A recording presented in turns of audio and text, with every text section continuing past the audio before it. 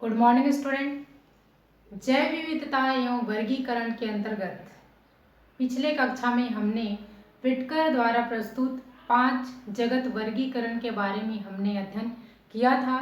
आज हम पढ़ेंगे कि जो हमारा वातावरण है ना, उसको 2 वर्गों में मतलब बांटा गया है। एक तो आपका पादप जगत और दूसरा जो होता है आपका जंतु जगत, जिसमें हम सबसे पहले पढ़ेंगे पादप जगत के बारे में।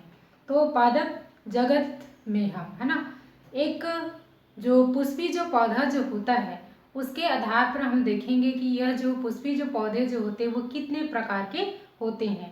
तो यहाँ पर सबसे पहले हम देखेंगे जो पुष्पी जो पौधे जो होते हैं। तो पुष्पी पौधे का तात्पर्य क्या हुआ, जिसमें पुष्प जो है लगते हैं या फिर खिलते हैं, है ना, वे जो है मतलब क्या कर सकते हैं, पुष्पी पौधे के अंतर्गत जो है आते हैं। तो ये पुष्पी पौधे जो है ना, कितने प्रकार का होता है, 2 प्रकार का, है ना। क्या होता है आपका, एक जो होता है आपका है ना, सबसे पहले बीज आवरण रहित। रहित का मतलब होता है बीज के चारों तरफ बीजा आवरण जो है नहीं पाया जाता, ठीक है, जिसे हम क्या बोलते हैं, आपका जिम्नोस्पर्म जो है कहते हैं। क्या कहते हैं, जिम्नोस्पर्म जो है कहा जाता है, ठीक है। या फिर क्या बोलते हैं इसको, अनावृत्त बीजी जो है कहते हैं। जैसे इसमें सबसे अच्छा उदाहरण होता है साइकस का, है ना, जिसमें मतलब क्या होता है, बीज के चारों तरफ बीजा आवरण जो है नहीं पाया जाता, ठीक है। दूसरा देखते हैं बीज आवरण सहित। तो बीज आवरण सहित का मतलब क्या हुआ कि बीज के चारों तरफ बीजा आवरण जो है मतलब पाया जाता है ना, जिसे हम क्या कहते हैं, आपका एंजियोस्पर्म कहते हैं। क्या बोलते हैं, आपका एंजियोस्पर्म कहते हैं, या फिर इसे आवृत्त बीजी जो है कहा जाता है। आवृत्त बीजी मतलब बीज के चारों तरफ बीजा आवरण की उपस्थिति, ठीक है। तो ये क्या कहलाएगा, आपका एंजियोस्पर्म कहलाएगा या फिर आवृत्त बीजी जो है कहलाता है। यहाँ पर आप देखेंगे जो एंजियोस्पर्म जो प्लांट जो होते हैं वो 2 प्रकार के होते हैं। तो सबसे पहला आता है आपका द्विबीजपत्री और दूसरा जो होता है आपका एक बीजपत्री। तो सबसे पहले हम समझते हैं कि द्विबीजपत्री पौधे जो हैं क्या होते हैं। द्विबीज नाम से स्पष्ट है कि उसमें 2 बीजपत्र की उपस्थिति। कैसे, यहाँ पर देखेंगे, जैसे हम लोग क्या करते हैं, जैसे चना है, मटर है, मूंग है, ठीक है, सबको आप अगर अच्छे से अगर देखेंगे तो आप उसको ओपन करके आप देखेंगे, जैसे ये बीज है ना, चने का ये बीज है, इस प्रकार से वो दिखाई जो है देता है। लेकिन जब इसको क्या करते हैं, ऐसे आप ओपन करोगे या अंकुरित होता है जब यह, तो ये जो है ऐसे इस प्रकार से 2 रूपों में यह जो है दिखाई देता है, ठीक है। यानी यहाँ पर क्या दिखा रहे हैं, 2 बीज पत्र दिखाई देते हैं। ये क्या कहलाता है, आपका बीज पत्र कहलाता है। इसको याद रखेंगे आप, ये जो दाल जो निकलता है ना, तो इसको हम क्या बोलते हैं, आपका बीज पत्र जो है कहते हैं। तो ये बीज पत्र जो है कैसे है, 2 है। क्या है, 2 है। तो इस कारण से है ना, ऐसे जो पौधे जो होते हैं जिसमें है ना क्या होता है, बीज पत्र जो है 2 भागों में बढ़ता है ना, उसे ही हम क्या बोलते हैं, द्विबीजपत्री पौधों के अंतर्गत जो है रखा गया है। तो इसमें बहुत सारे आपका एग्जाम्पल है, चना का उदाहरण है, मटर का उदाहरण है ना, मसूर का उदाहरण है, मूंग का उदाहरण है। ये सभी में क्या पाए जाते हैं, 2 बीज पत्र जो है पाए जाते हैं। तो ऐसे पौधों को ही द्विबीजपत्री पौधे जो है कहा जाता है। और इसकी कुछ विशेषताएं भी देख लेते हैं।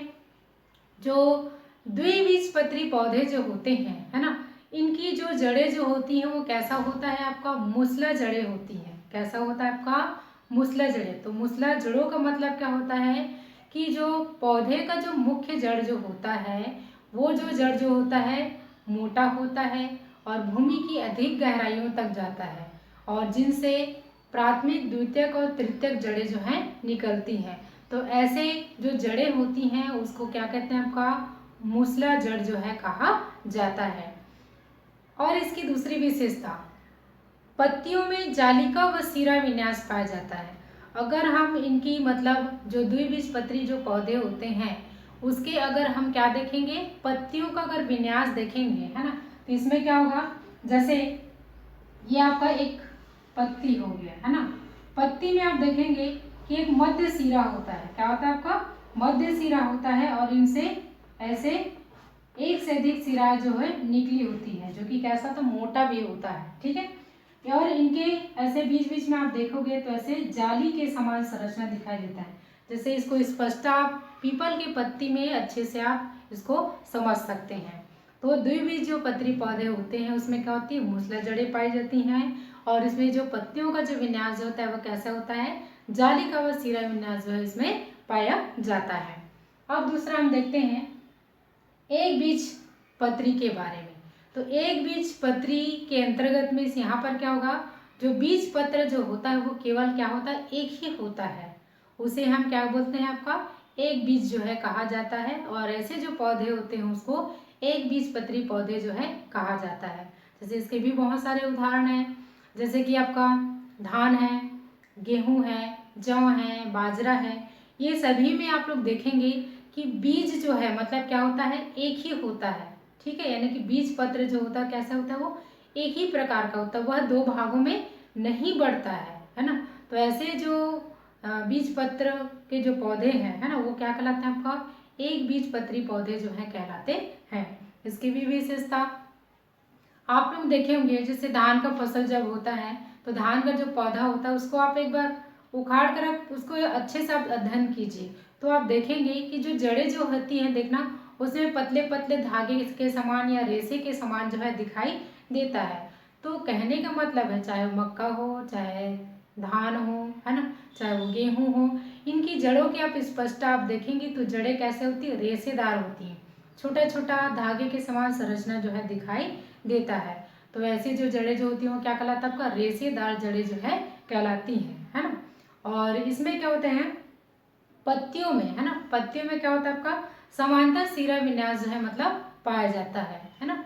इसमें मतलब सिराएं जो होती हैं कैसे होती है? समांतर टाइप की होती हैं। जैसे यहाँ पर आप देखेंगे सबसे अच्छा एग्जाम्पल होता है इसका केला, है ना। जैसे केला का जो पत्ती होता है ऐसे अंडाकार में होता है।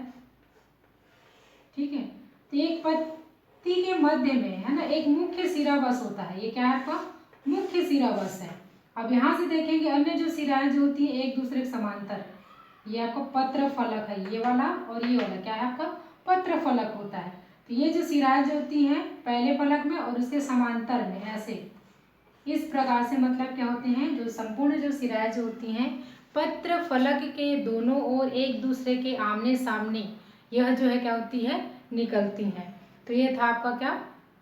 एक बीज पत्री के बारे में। तो ये आपका किसके आधार पर है? जो पुष्पी जो पौधे होते हैं उसके आधार पर ये जो है कितने प्रकार का होता है? दो प्रकार का। एक आपका जिम्नोस्पर्म और दूसरा जो होता है आपका एंजियोस्पर्मिक प्लांट। हम अभी जंतु जगत के बारे में अध्ययन करेंगे।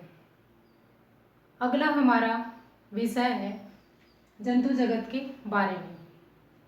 यहाँ पर आप देखेंगे जंतु जो जगत है ना, उसको भी मतलब क्या किया गया है? रीढ़ की हड्डी के आधार पर, है ना, इसको दो वर्गों में इसको बांटा गया है। यहाँ पर हम देखते हैं कि सबसे पहले यहाँ पर आप देखेंगे कॉर्डेटा में बटा हुआ है और नॉन कॉर्डेटा में बटा हुआ है। कॉर्डेटा का मतलब होता है ऐसे जंतु जिसमें रीढ़ की हड्डी क्या होती है? आपका उपस्थित होती है। ठीक है, कॉर्डेटा मतलब जिनमें रीढ़ की हड्डी जो है उपस्थित होती है उसे हम क्या कहते हैं? कॉर्डेटा वर्ग के अंतर्गत रखते हैं। और नॉन कॉर्डेटा जिनमें रीढ़ की हड्डी जो है अनुपस्थित होती हैं, तो ऐसे जीवों को हम किसके में रखे हैं? नॉन कॉर्डेटा के अंतर्गत। इस प्रकार से रीढ़ की हड्डी के आधार पर जंतु जो है कितने प्रकार का होता है? दो प्रकार का, कॉर्डेटा और नॉन कॉर्डेटा में। अब यहीं पर आगे की ओर चलते हैं।